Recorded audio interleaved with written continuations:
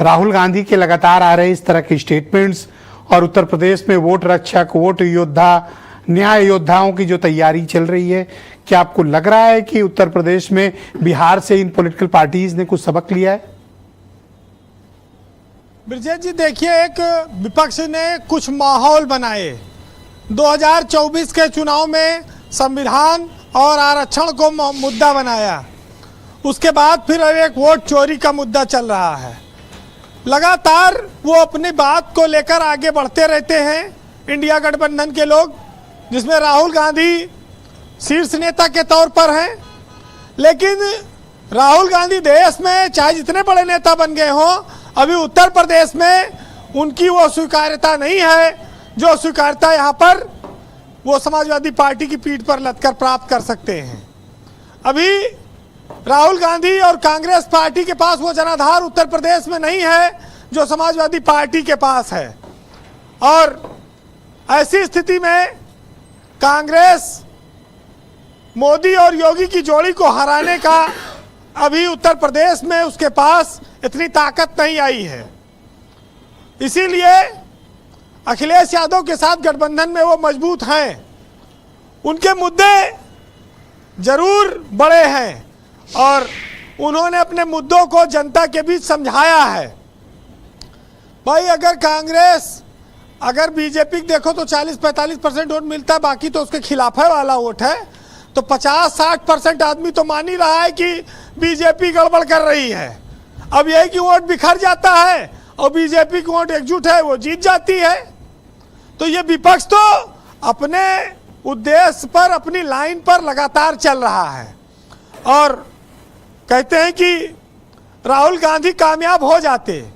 लेकिन चूंकि कांग्रेस के पिछले इतने सारे मामले हैं, आप कह सकते हैं कि पाप हैं, चाहे वो बीजेपी उन पर मुस्लिम तुष्टीकरण का आरोप लगाती है, चाहे भ्रष्टाचार के मामले हैं, उन सब की वजह से राहुल गांधी भले कोई भ्रष्टाचार नहीं किए सरकार में रहे, लेकिन वो उतनी तेजी से कांग्रेस पार्टी को आगे नहीं बढ़ा पा रहे हैं। और मोदी और योगी, अभी उनकी जोड़ी तो चली रही है, उनका तीसरा टर्म है, योगी का दूसरा टर्म है। हिंदुत्व का उनका अपना एजेंडा है, उस पर वो कामयाब है। तो मुद्दे तो विपक्ष ने जिंदा कर रखे हैं, लेकिन बीजेपी को हरा नहीं पा रही है।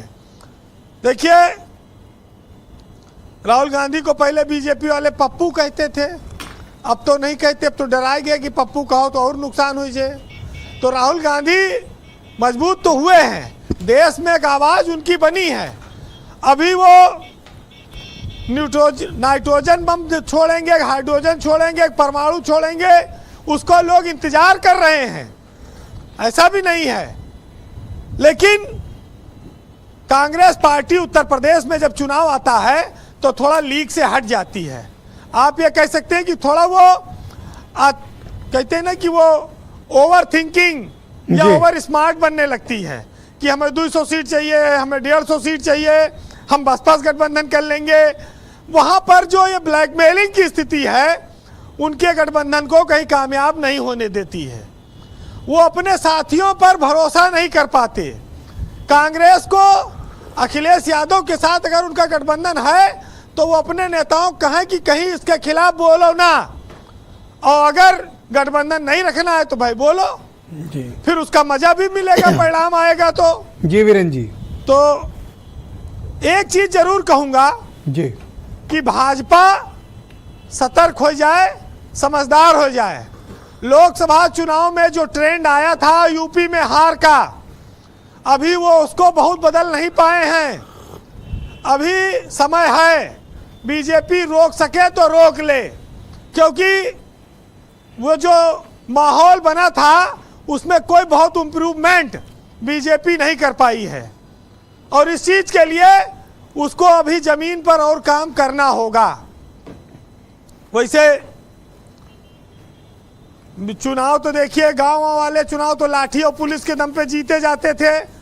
वोट चोरी वाला मामला अब आया है। लेकिन एक चीज कहेंगे जी कि सबका साथ सबका विकास का नारा उत्तर प्रदेश में चरितार्थ हुआ। अगर विपक्ष पर लाठियां बरसाई योगी सरकार ने तो एबीवीपी वाले भी लाठी से बच नहीं पाए हैं। तो मामला बराबरी का रखा है सरकार ने, कोई कमी नहीं छोड़ी है। और नहीं, आज तो गाजीपुर में मार मार के लाठी एक बीजेपी के कार्यकर्ता की मौत हो गई और अब देखिए- दोपहर तक तो पुलिस कह रही थी लाठी चार्ज, कुछ हुए नहीं पिटाई। और अभी मैं आ रहा था यही तो डिबेट में तो मामला है पता ना। चला कुछ एक सस्पेंशन हुआ है। कि सरकार ने कोई भेदभाव नहीं किया है। सबका साथ सबका विकास इसी को कहते हैं। देखिए, कंक्लूड करें वीरेन जी प्लीज। कांग्रेस कहती है कि महाराष्ट्र में 64 लाख वोट बढ़ गया, बिहार में 57 लाख वोट कट गया। महाराष्ट्र में वोट बढ़ेगा, पूरे देश से लोग वहां पर जाते हैं रोजगार के तलाश में, यूपी बिहार, और तो वहां रुक गए, उनका वोट बन गया। यूपी बिहार में लोग गए, उनका वोट कम हो गया, यहाँ वोट कट जाएगा। थोड़ा लॉजिक है, लेकिन नेताओं के हालात पर कुमार विश्वास का एक शेर है, मैं नहीं कहता, उन्होंने कहा है, सुनिएगा कि कोई सदियों छले,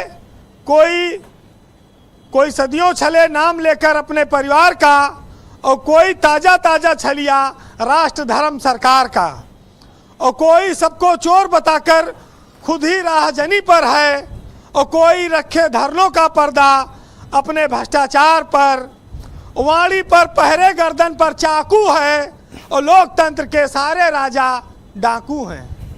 बहुत शुक्रिया वीरेन जी, आपका बहुत बहुत धन्यवाद ग्राउंड जीरो से अपना फीडबैक, ओपिनियन और पॉलिटिकल ऑब्जर्वेशंस उपलब्ध कराने के लिए। उमाशंकर पांडे।